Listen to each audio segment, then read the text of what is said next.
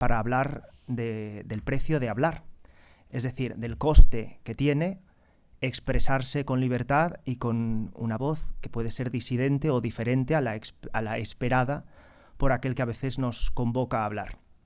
Hablaremos, por tanto, sobre los desafíos que afronta la libertad de expresión en las sociedades occidentales contemporáneas. Y quisiera comenzar subrayando que la libertad de expresión no es, en su raíz, a nivel radical, una libertad meramente política o fundacional, sino una libertad espiritual. Toda libertad humana tiene una triple dimensión: ontológica, psicológica y política, y la libertad de expresión participa de esta triple condición. Es una expresión, por tanto, del alma racional, una manifestación del ser que necesita exteriorizarse para ser plenamente humano. Incluso nuestra Constitución, en el artículo 10.1, recoge que la dignidad de la persona y el libre desarrollo de la personalidad son fundamento del orden político y de la paz social.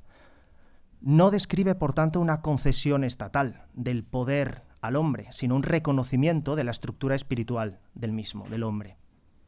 Platón, en su diálogo Teeteto, caracteriza al pensamiento como un diálogo del alma consigo misma. Pero el alma humana no puede dialogar consigo misma si no puede hablar con los otros. El logos, la palabra, es el puente entre el pensamiento y la verdad, y el silenciamiento de la palabra implica, en último término, la mutilación del pensamiento. Censurar la palabra es censurar la inteligencia, y censurar la razón natural es censurar al propio hombre, como el Papa Benedicto XVI pronunció en su discurso de Ratisbona.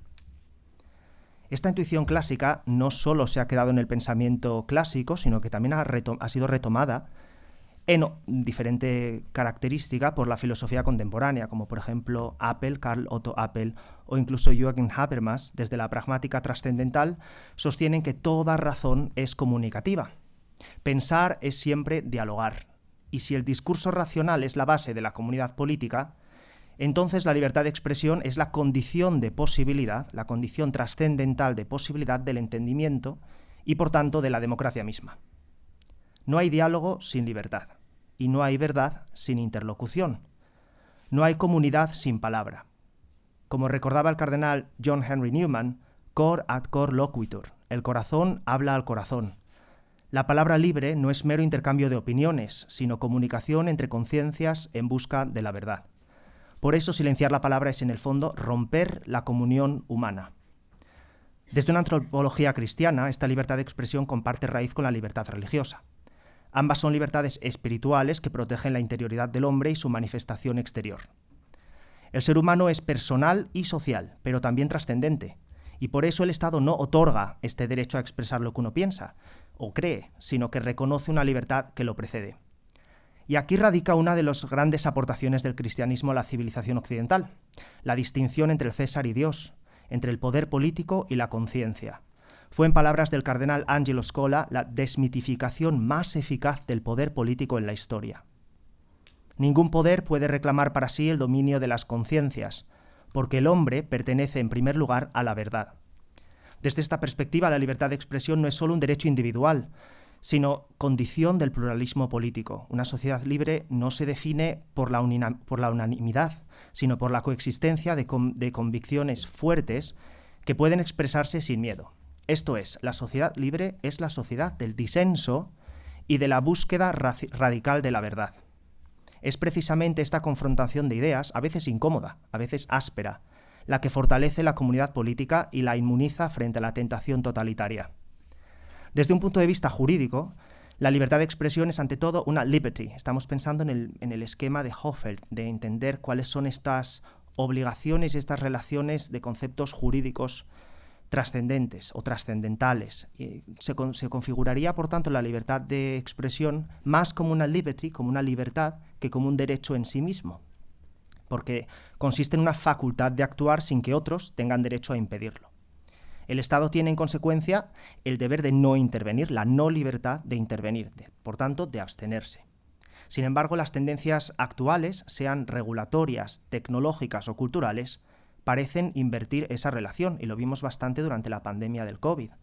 La libertad pasa a ser condicional, y el silencio o la autocensura se imponen como nuevas virtudes cívicas. Lo que debería ser un derecho se transforma en un permiso revocable.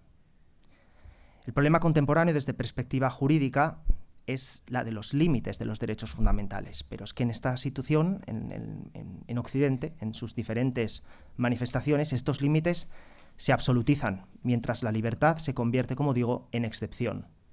Y peor aún, la censura no siempre proviene del Estado. A veces se delega en el poder privado, en plataformas, en medios, en algoritmos, con lo que la coacción permanece aunque cambie su ejecutor. Permítame concluir ya con una reflexión de carácter más antropológico. La libertad de expresión no es un instrumento utilitario, es una conquista interior. Como escribió el profesor Jeppe Stork, el único modo de eliminar la libertad fundamental es haciendo desaparecer al hombre mismo. Cuando una sociedad deja de tolerar la disidencia o la diferencia, no solo limita derechos, sino que empobrece su alma. Y cuando el miedo a hablar se instala, lo que peligra no es un sistema político, sino la posibilidad misma de la verdad. Por eso hablar libremente, con respeto, pero sin miedo, es hoy un acto de servicio público, y es también, en palabras de C.S. Lewis, una forma de resistencia contra la abolición del propio hombre.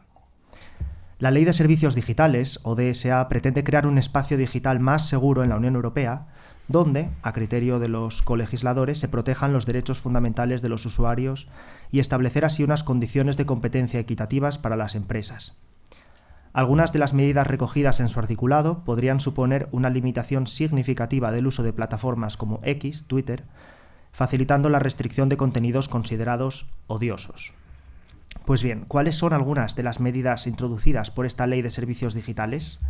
¿En qué medida contribuye la potestad sancionadora de la DSA a desdibujar los límites entre el sector público y el sector privado? ¿Y qué oportunidades y amenazas representan las redes sociales para la libertad de expresión en la Unión Europea? Adelante. Muchas gracias, muy buenas tardes. En primer lugar, quería agradecer a la Asociación Derecho y Libertad la invitación que me han cursado para participar aquí esta tarde. Derecho y libertad, que son dos palabras que a mí me encantan y que además la una sin la otra no cobran verdadero sentido, ¿no? Porque sin derecho no hay libertad y sin libertad no hay derecho. O sea que creo que es muy acertado el nombre de la asociación. También quería recordar a las víctimas de la Dana, cuando hoy se cumple un año. El año pasado por estas fechas estábamos todos bastante afectados y coincido con la persona que me ha precedido en el uso de la palabra, que es un auténtico acto, es una tomadura de pelo lo que se ha hecho esta tarde en Valencia, porque eso evidentemente no es un funeral y además es una cosa bastante contradictoria y que forma parte también del relato y que vivimos hoy en día, porque el actual presidente del gobierno estudió en una universidad católica, como es el Real Centro Universitario Escorial María Cristina. Les podría contar todo sobre él, porque una de las personas que lleva María Cristina a las prácticas fue compañera suya de clase y lo primero que hizo cuando le nombraron secretario general del Partido Socialista Obrero Español, la primera vez le preguntamos, no voy a decir el nombre, ¿qué tal que fue compañero tuyo de clase? Lo primero hecho es una carcajada y nos estuvo contando varias cosas. Su expediente está bajo 7 llaves y evidentemente no lo van a hacer público nunca. Y además su hermano, el hermano refugiado en la Moncloa, también estudió en una universidad católica, que es ICADE. Estudió en ICADE Administración y Dirección de Empresas, con lo cual es muy gracioso esto de hacerse el masón cuando realmente tú has estudiado en una universidad católica, tanto tú como tu hermano. En fin, lo de la Dana también es un desastre, porque en este país cuando todo va bien todo el mundo tiene competencias, pero cuando algo va mal nadie quiere tener ninguna competencia. Y es verdad que Amazon le pilló como le pilló ese día a la Dana, pero no hay que olvidar que el presidente del gobierno estaba bailando con su señora esposa porque seguía enamorado en Bollywood en la India, y que cuando vino al día siguiente, hoy no ha querido contestar a la oposición, pero al día siguiente perpetró el asalto a Radio Televisión Española. Bueno, dicho esto, empezamos fuerte. Si me graban no hay ningún problema, yo negaré rotundamente haberlo dicho, no reconoceré mi voz como dice un señor que está en Soto del Real, que responde al nombre de Santos Cera. La regulación a mí me ha tocado, he preparado un tocho jurídico que va a ser un rollo, entonces voy a intentar aligerarlo un poco. La regulación de la libertad de expresión no solo se hace a nivel nacional, artículo 20 de la Constitución, sino a nivel internacional, pues, por ejemplo, el artículo 10 de la Carta Europea de Derechos Humanos, del Convenio Europeo de Derechos Humanos. Además, la regulación de la libertad de expresión no es igual en todos los países. Hay diferencias significativas que están en el origen de algunas de las cosas que están sucediendo en la actualidad. Por ejemplo, en Estados Unidos la primera enmienda de la Constitución americana prohíbe a los poderes públicos intervenir en la libertad de expresión. Se piensa que es un derecho preexistente que los poderes públicos no pueden interferir en el mismo. Por lo tanto, podríamos decir que en los Estados Unidos esto es una regulación negativa, a diferencia de lo que ocurre en Europa, que sí hay artículos específicos en las distintas constituciones que establecen una reserva material de ley y que, por lo tanto, obligan al legislador a desarrollar vía legal ese ejercicio de la libertad de expresión. Lo configuran como un derecho fundamental. Y evidentemente sabemos que los derechos fundamentales son muy importantes, son los más importantes y están en la base misma del Estado de Derecho. Los tres pilares básicos del Estado de Derecho son la separación de poderes, la independencia judicial dentro de esa separación de poderes, el principio de legalidad y el reconocimiento de unos derechos y libertades fundamentales. Nuestra democracia, además, como dice una sentencia del Tribunal Constitucional, la sentencia 48/2003 de 12 de marzo, es una democracia no militante. Esto afecta también al ámbito de la libertad de expresión porque se permite, la libertad de expresión es muy amplia. En España se ha permitido determinadas cosas amparándose en la libertad de expresión. Por ejemplo, una cosa tan bonita como pitar el himno de España en las finales de la Copa del Rey cuando participan equipos procedentes de comunidades autónomas nacionalistas como el Athletic de Bilbao, el Barcelona, etcétera, etcétera. Pero se invoca el derecho, la libertad de expresión para no hacer absolutamente nada. Una cosa que nos parece aberrante, pero que nos tenemos que aguantar porque parece ser que está amparado por la libertad de expresión. O cuando se queman banderas de España o se ultraja la imagen del rey en determinadas manifestaciones en determinadas partes del territorio nacional, como sucedió en Barcelona en muchas ocasiones últimamente. Desde luego nos sonroja a nosotros, pero eso parece ser que es libertad de expresión y está amparado por la libertad de expresión. El Tribunal Constitucional ha dicho que cuando hay un choque entre dos derechos fundamentales, como es la libertad de expresión y el derecho al honor, tiene que haber una proporcionalidad, un examen casuístico de cómo incide uno u otro. Posteriormente volveré sobre ese particular. La jurisprudencia es muy importante. La jurisprudencia, tanto a nivel nacional como a nivel internacional, ha modulado qué es lo que debe entenderse por libertad de expresión y cómo se ejercita la libertad de expresión. El Tribunal Constitucional en España, y pondré ejemplo de algunas sentencias que se refieren a la libertad de expresión, y el Tribunal de Derechos Humanos, el Tribunal Europeo de Derechos Humanos y el Tribunal de Justicia de la Unión Europea. Por ejemplo, en el ámbito británico hay una sentencia muy importante sobre la libertad de expresión, que es la Handyside versus UK, que trata de un editor que intenta meter en colegios pornografía en los libros. Y entonces las autoridades educativas británicas pues no se lo permiten, secuestran esos libros de pornografía y el editor demanda al Reino Unido frente al Tribunal Europeo de Derechos Humanos. Y el Tribunal Europeo de Derechos Humanos al final acaba dando la razón al Reino Unido diciendo que no ha ido contra el artículo 10 del Convenio Europeo de Derechos Humanos porque aplicando la teoría del margen de apreciación nacional eso atentaba contra la moral pública y por lo tanto está bien secuestrados los libros pornográficos. Entrando ya en el detalle de la regulación europea de los últimos años y muy concretamente en lo que el moderador me ha pedido, que es que me centre en la DSA, en la Digital Service Act, lo primero que tengo que decir es que esto no por casualidad es un reglamento. No es una directiva, es un reglamento. La directiva es el gran invento de la Unión Europea. La directiva al principio dejaba mucho margen de apreciación a los estados para desarrollarla, porque, claro, evidentemente la entidad supranacional no estaba consolidada, sino que los estados miembros todavía tenían mucho poder. Entonces las directivas eran prácticamente inofensivas, dejaban un amplio margen de desarrollo y de armonización a los estados miembros. Pero una vez que la entidad supranacional, es decir, la Unión Europea desde 1992, después del Tratado de Maastricht, sabemos que la evolución ha sido Comunidad Económica Europea, Comunidad Europea en el 86 y Unión Europea en 1992, una vez que ya la Unión Europea está fuerte y ha quitado soberanía a los estados, ahora las directivas no tienen nada de inocuas, no tienen nada no dejan prácticamente un margen de apreciación a los estados, pero ni siquiera han dejado aquí un cierto margen de apreciación a los estados para que desarrollen esta norma que es relevante, estratégica para la Unión Europea. Han decidido regularlo por un reglamento, no por una directiva, no por casualidad, repito, insisto, porque aquí no se quiere, este es un tema estratégico de Bruselas en el que no quieren que los Estados miembros tengan ningún margen de desarrollo. ¿Y por qué? Pues por una sencilla razón. Recuerden que al inicio de mi intervención les decía, la regulación de la libertad de expresión en Estados Unidos es una regulación negativa, es decir, los poderes públicos no pueden incidir, sino que prácticamente es la sociedad la que se autorregula.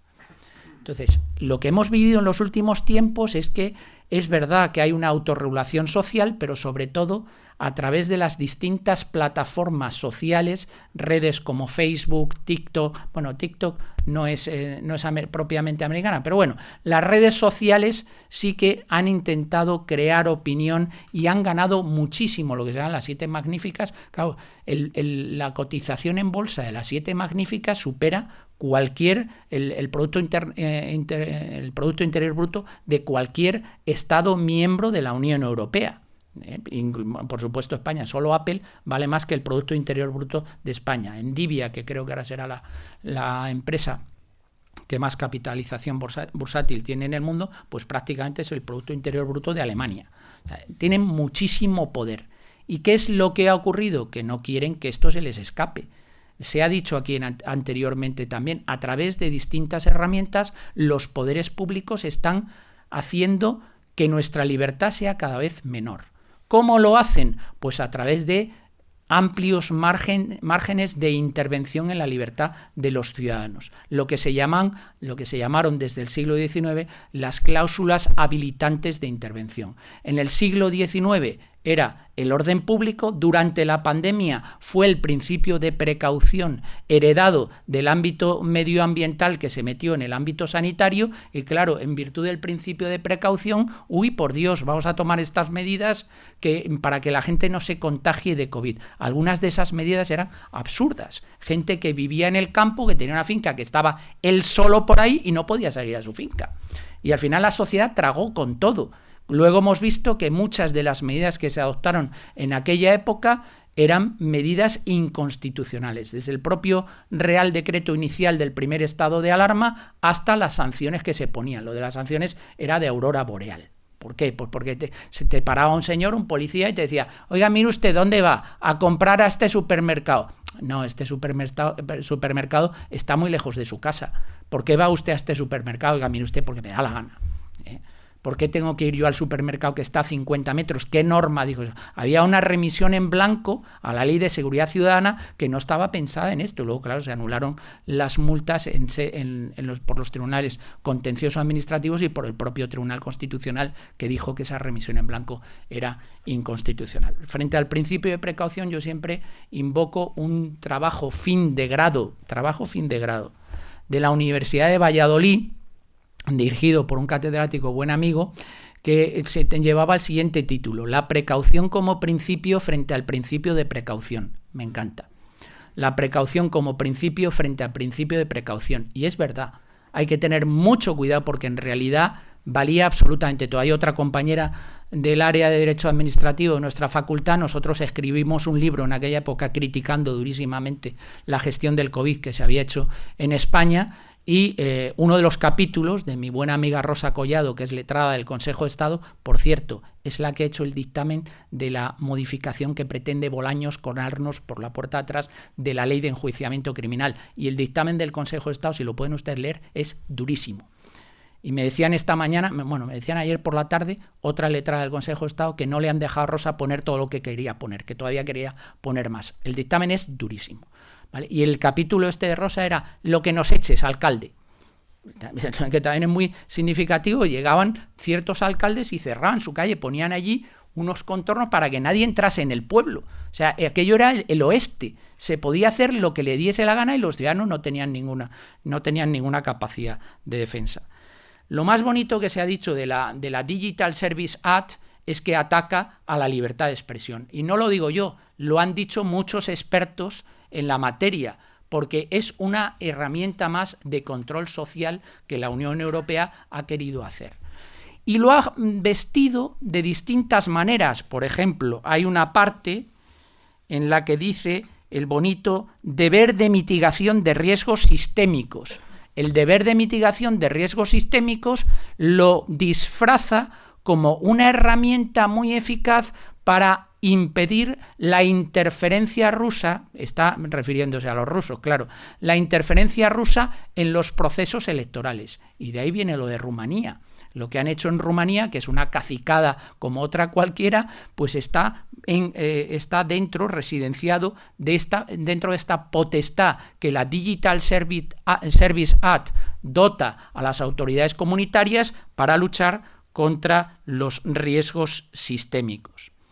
Otra cosa muy importante que permite la DSA, habla de otro disfraz en la que nos intentan confundir, dice, ¿tiene usted derecho al olvido? Bien, perfecto, me parece perfecto. Es verdad que muchas veces hemos puesto, yo afortunadamente no utilizo mucho internet, solo LinkedIn para temas profesionales, porque además no tengo tiempo, mi mujer sí lo utiliza más y yo a veces le afeo la conducta que está ahí detrás.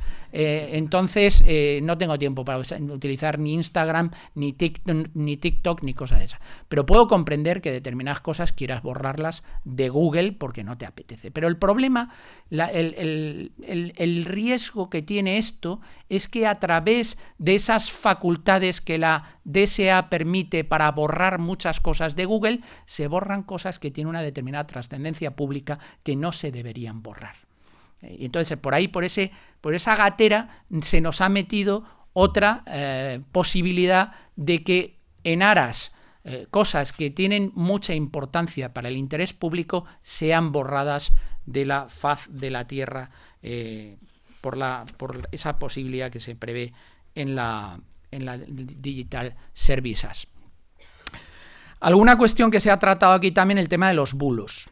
Hemos pasado de una autorregulación social de la libertad de expresión en algunos países a la dictadura del algoritmo. Entonces, determinados algoritmos son los que le sirven a determinadas empresas tecnológicas para delatar a determinadas personas y decir, en esas se apoyan además, esto también está contemplado en la Digital Service Act, para que delaten a determinadas cuestiones, quiten determinados contenidos dentro de sus plataformas, porque así se llama, esos son los flaggers, que los denomina la ley, y estos tienen la obligación de poner en conocimiento de las autoridades comunitarias que hay determinados contenidos que son contrarios a la moral, que son injurias, que van contra el derecho al honor, etcétera, etcétera, etcétera. Se ha hecho una cosa muy soviética, que es utilizar también la delación, el principio de delación y de colaboracionismo con esta dictadura algorítmica que en buena medida establece la Digital Service Act de la Unión Europea. Información veraz contra bulos, porque aquí es gracioso ver cuando la gente apela a los bulos. Normalmente cuando apelan a los bulos, los que están propagando los bulos son ellos. Y en este caso, en España tenemos gran experiencia sobre todo ello, porque este gobierno es el que más propaga bulos en toda la democracia, ¿no? Hemos visto una cosa igual. Si nos dicen hace 20 años que íbamos a tener un gobierno como el que tenemos en la actualidad, no nos lo hubiésemos creído. No nos lo hubiésemos creído. O sea, es una cosa alucinante las veces que este gobierno ha tomado el pelo a los españoles. Yo siempre digo que el ejemplo gráfico es el otro día en el Congreso, el presidente del gobierno riéndose en la cara del jefe de la oposición, porque escenifica muy bien lo que está haciendo con los españoles, que es tomándoles el pelo, riéndose desde hace 7 años que llegó a la presidencia del gobierno. ¿Qué dice el Tribunal Constitucional sobre la información veraz? El Tribunal Constitucional, en una famosa sentencia que es la 104/1986, esta es una sentencia que sienta una jurisprudencia importante sobre un caso que en principio parece menor. En un diario de Soria hay un señor que publica unas viñetas humorísticas y entonces se querellan contra él y el señor se defiende, le condenan inicialmente y pone un recurso de amparo ante el Tribunal Constitucional y el Tribunal Constitucional le otorga el amparo. Le dice, tiene usted toda la razón, su información es veraz. Ha contrastado usted las fuentes y ha sido diligente en la obtención de la información y además estas viñetas tienen una relevancia pública y como la información ha sido contrastada, tiene fumus de veracidad y además tiene una relevancia pública, le tengo que otorgar a usted el amparo. Está amparada esta información. Otra sentencia bastante relevante del Tribunal Constitucional es la 159/1986. Esta sentencia resuelve un recurso de amparo interpuesto por el director de Egin contra una condena que le impone la Audiencia Nacional por difundir en el diario Egin terrorista un comunicado de ETA. Y el Tribunal Constitucional le otorga el amparo diciendo que tenía derecho el diario a transmitir una información veraz y que un comunicado no hay una opinión, simplemente es un comunicado de una banda terrorista que también tiene trascendencia pública porque se trata de una banda terrorista y está bien que los españoles conozcan cuáles son las intenciones de los terroristas. Por muy terroristas que sean, pues también les sirve esa información a la sociedad para defenderse frente a esos terroristas. El problema de todo esto, cuando hacemos el contraste con la información veraz, con la relevancia pública, que son los estándares en los que se tiene que basar la jurisprudencia para otorgar un mayor valor a un derecho fundamental cuando choca, cuando se produce un choque con otro derecho fundamental, el problema que tenemos en la actualidad es el riesgo de una verdad oficial digital, que es lo que se está produciendo. Estamos en un mundo, aquí se ha dicho ya anteriormente, y yo lo suscribo, estamos en un mundo orwelliano. Cuando alguien lee en 1984, pues evidentemente eso tiene una actualidad brutal. Eso es en lo que estamos. Estamos en la propaganda, en el control de la información, en los eufemismos, etcétera, etcétera, etcétera. Estamos creando una verdad oficial. Ya solo nos falta que nos pongan en el salón, como en el libro, las pantallas en el que el gran líder nos esté dando los mensajes y todo lo que tenemos que hacer a diario desde que nos levantamos hasta que nos acostamos. Por cierto, que también nos dicen lo que tenemos que hacer desde que nos levantamos hasta que nos acostamos. El primer día de clase a mis alumnos le digo, ¿qué es el derecho administrativo? Pues el derecho administrativo hoy en día lo regula todo. Todo lo que habéis hecho desde que os levantáis hasta que os acostáis está regulado por el derecho administrativo. Absolutamente, desde el colchón en el que habéis dormido hasta el medio de transporte que habéis utilizado para venir a la universidad, todo absolutamente está regulado en la actualidad, que ese es otro de los problemas que tenemos, el exceso de regulación. A mí me hace muchísima gracia cuando dice, es que esto no está regulado. Mire, usted está regulado el año pasado, la DANA. Es que no están claras la distribución de competencias, están clarísimas.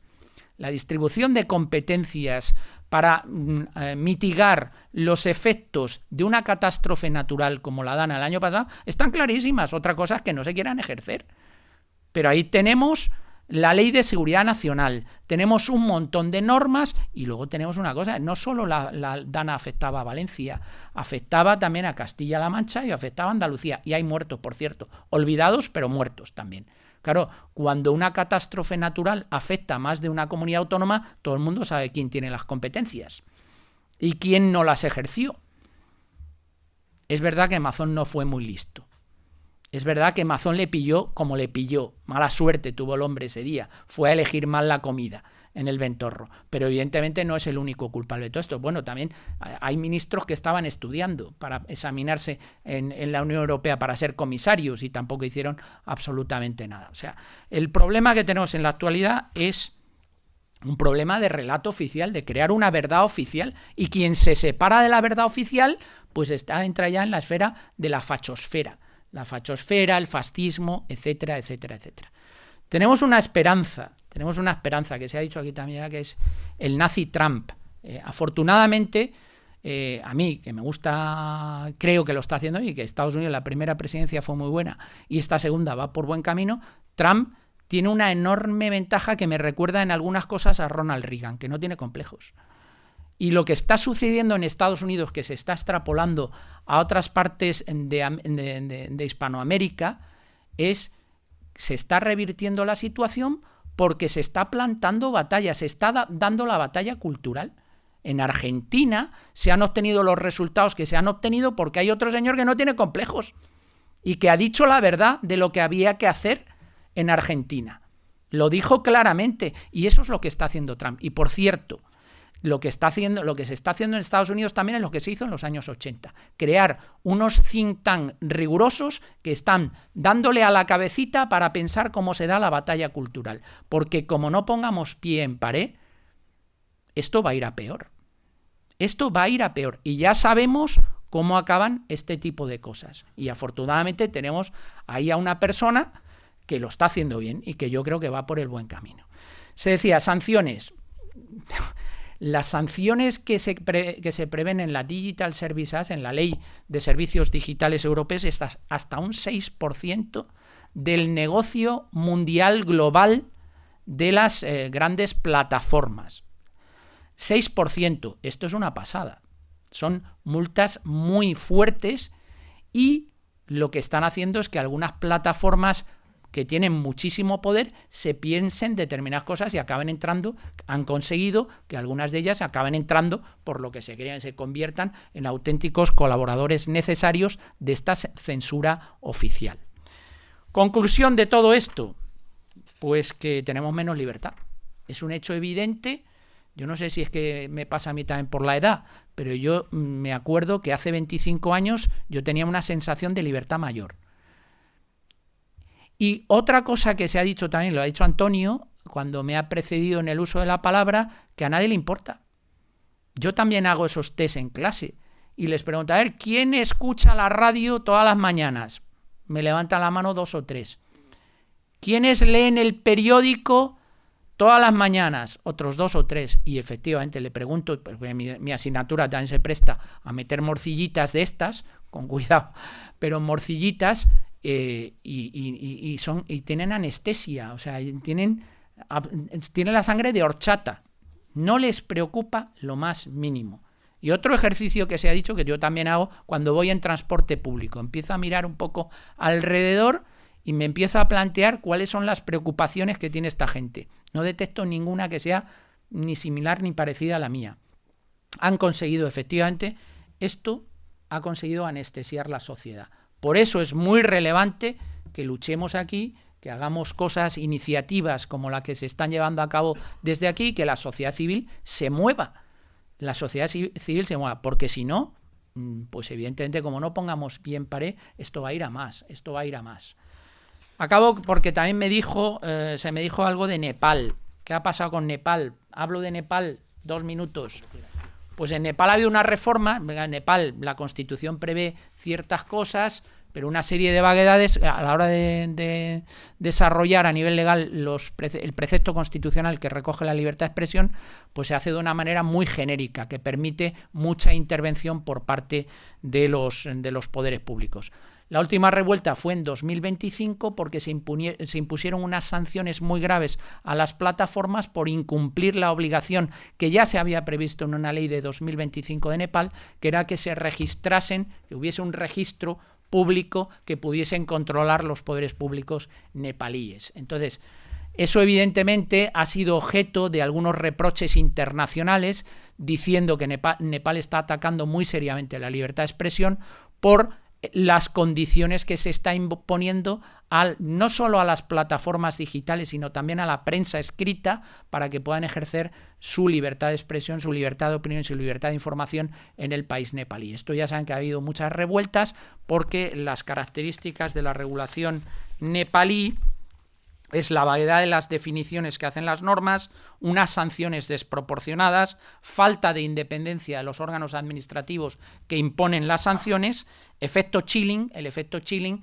significa que muchos periodistas se lo piensan, sabiendo las sanciones a las que se enfrentan, pues tienen miedo a dar una determinada información. Y por último, una desproporción frente a los estándares internacionales. No se cumplen los estándares internacionales.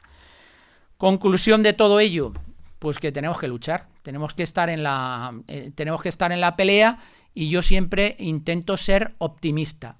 Creo que hay brotes verdes, creo que hay luz y esperanza, y creo que al final la gente suele reaccionar. Y en España también. En España yo creo que vamos a reaccionar, creo que nos vamos a quitar de en medio esta losa que pesa sobre nosotros en los últimos años, y vamos a intentar hacer una sociedad mejor en el futuro. Y para hacer una sociedad mejor en el futuro hay que hacer una sociedad libre. Y la libertad de expresión y la libertad de información es esencial. Asegura el pluralismo político, y en eso es en lo que tenemos que trabajar, porque si no, estamos bastante perdidos.